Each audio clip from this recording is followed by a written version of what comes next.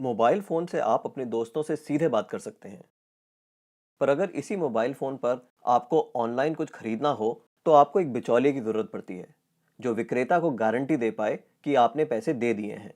पर क्या ये मुमकिन है कि एक क्रेता और विक्रेता आपस में सीधे समझौता कर लें, बिना किसी बिचौलिए की सहायता के? ब्लॉकचेन नामक एक नई टेक्नोलॉजी ऐसा मुमकिन कर रही है। ब्लॉकचेन को आप एक वितरित डेटाबेस यानी डिस्ट्रीब्यूटेड डेटाबेस मान सकते हैं, जो कि एक दो कंप्यूटरों पर नहीं, हजारों लाखों कंप्यूटरों पर प्रतिलिपित है। ब्लॉकचेन का हर एक कंप्यूटर हर एक रिकॉर्ड के पूरे इतिहास का वर्णन रखता है।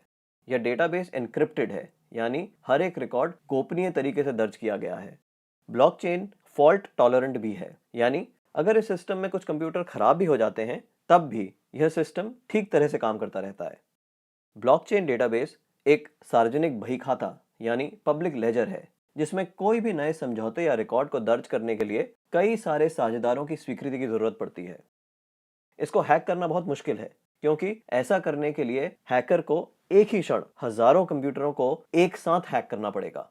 यह कारण है कि हम ब्लॉकचेन को एक सुरक्षित टेक्नोलॉजी मानते हैं। ब्लॉकचेन का पहला प्रयोग हुआ था 2008 में, जब बिटकॉइन नामक एक डिजिटल मुद्रा का आविष्कार हुआ। बिटकॉइन मुद्रा किसी देश, सरकार या बैंक द्वारा नियंत्रित मुद्रा नहीं है, यह एक डिजिटल मुद्रा है। अधिक जानकारी के लिए आप बिटकॉइन को गूगल कर सकते हैं।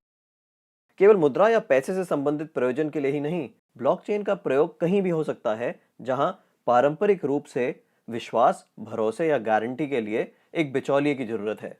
जैसे वह सभी सौदे जिनकी आज नोटरी पब्लिक या किसी सरकारी संस्था को पुष्टि करनी पड़ती है। मान लिया जाए कि आप एक मकान खरीद रहे हैं। आप चाहेंगे कि इस सौदे को सरकारी रजिस्ट्रार के यहाँ दर्ज किया जाए, ताकि आपको एक सरकारी दस्तावेज मिले जो साबित करे कि आप उस मकान के कानूनन मालिक हैं। पब्लिक रजिस्ट्रार केवल इस सौदे का एक सबूत दे रहा है, और ऐसी संभावना है कि भविष्य में पब्लिक रजिस्ट्रार का काम ब्लॉकचेन टेक्नोलॉजी कर दे, क्योंकि उसमें दर्ज सौदे की भी उतनी मान्यता होगी जितनी आज रजिस्ट्री सर्टिफिकेट की है। सार्वजनिक होने की वजह से इसमें घपले की संभावना भी कम होगी।